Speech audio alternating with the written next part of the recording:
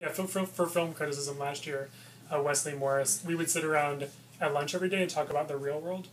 And he one day just suggested, like, why don't you actually write about the real world since you talk about it all the time? I said, okay. So I wrote about that show, and it just occurred to me that I could actually use my journalism to write about television, which is something that I already loved and thought a great deal about anyway. I mean, I think the way I approach TV criticism is that it's important to think critically about our entertainment. And for me, I'm already watching TV and enjoying it, and often talking to my friends or to other people about it and engaging with them. And doing that publicly, I think, is useful for other people to see how I approach shows and what I think about it. But I think it's also important to hold networks accountable for the power that they have, and networks and producers, and remind them that the shows that they produce are, taken seriously and really can have an impact on people who are watching them. Survivor, Big Brother, went to the Bachelor Mansion in January, although not while they were actually actively filming. Went to the set of The Glass House last summer, which was a show that was short-lived in one season. What it is, I mean, with Survivor, it's potentially a national park somewhere, and it's literally just a beach, and it's cordoned off so the public can't go, and the stuff that you see on TV is exactly what it looks like. Of course, there's stuff off camera that you don't see, like a little camp where the camera crews go to take their breaks and rest and store their equipment. In the case of Survivor, there's a crew of 350 to 450 people who work on the show, and they have a giant base camp, and none of the contestants even ever see that. So there's a lot of kinds of things like that. Whereas a show like The Bachelor, we were at the mansion, and it's literally just a house, but they have all these candles everywhere, and that changes what it's like because everything smells like hot wax. So I think it really does depend upon the actual show. There is a giant range in reality television, like in any genre.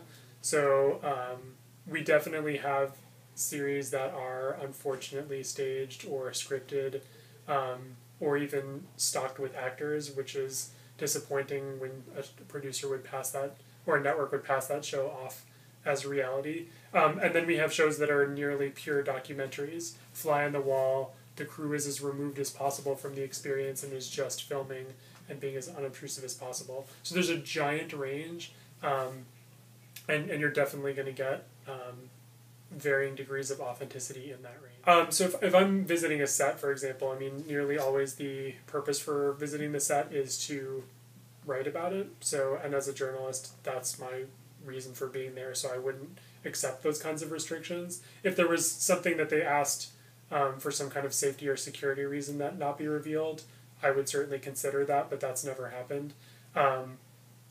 For the most part, though, no. I mean, as a TV critic, I'm a journalist, and my job is to report even on something as cheesy and as ridiculous as an entertainment show about people locked in the house or whatever, so I wouldn't say yes to those kinds of restrictions.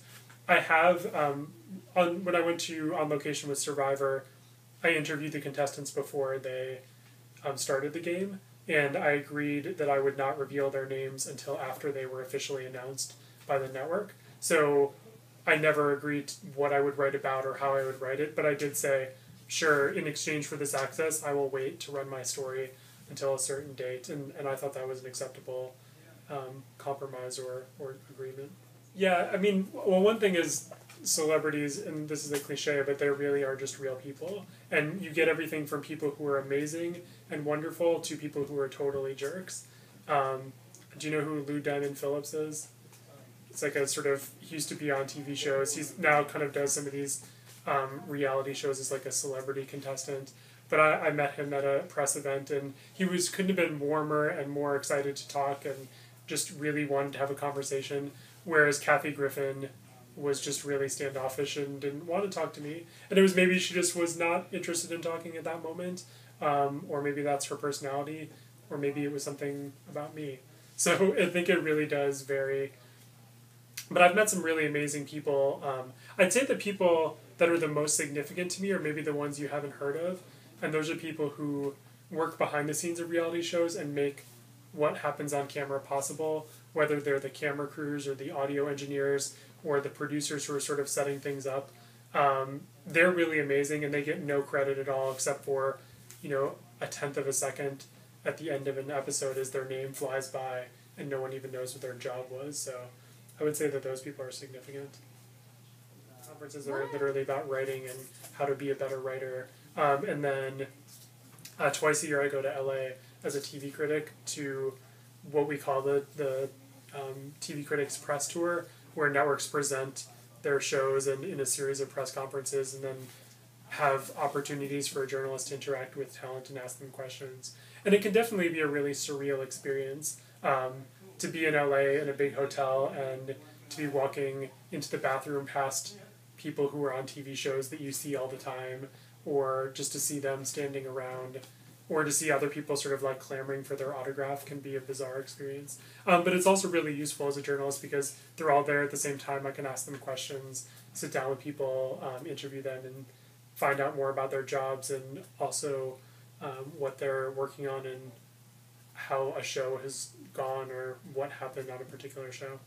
I mean, the most dramatic piece of swag I have is this severed hand, which is from an awesome show called Prison Break. Did you guys watch that? And so one of the characters got his hand cut off at the end of a season, and so to promote the show, Fox sent the severed hand to critics along with a note from that character, and then there was a DVD copy of the episode in it as well. So it's obviously a dramatic way to get attention of critics who might have a lot of stuff coming across their table, like who's the star, who's the boss, who actually went and taught high school for a year for the show. And so to promote it and to send the DVDs, the network sent this composition book, which looks just like a composition book that you would buy in the bookstore. It has my name on it. It looks like I hand wrote it on there.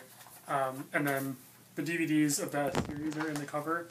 And then the entire thing is sort of as if things are taped to it, like a scrap. In the business of being a TV critic, I think you need to, be an outstanding writer. Really, as a journalist, I think writing is the number one thing. And if you want to be a TV critic, I'd say you just start doing it. You start writing about television. Just like anything, like if you want to be a fashion critic, start writing about fashion, even if you're critiquing people at school events or something. The more you write about it, the more experience you get, the better you'll get at it, and then the more potential you'll have to get jobs as a professional. Great, thank you.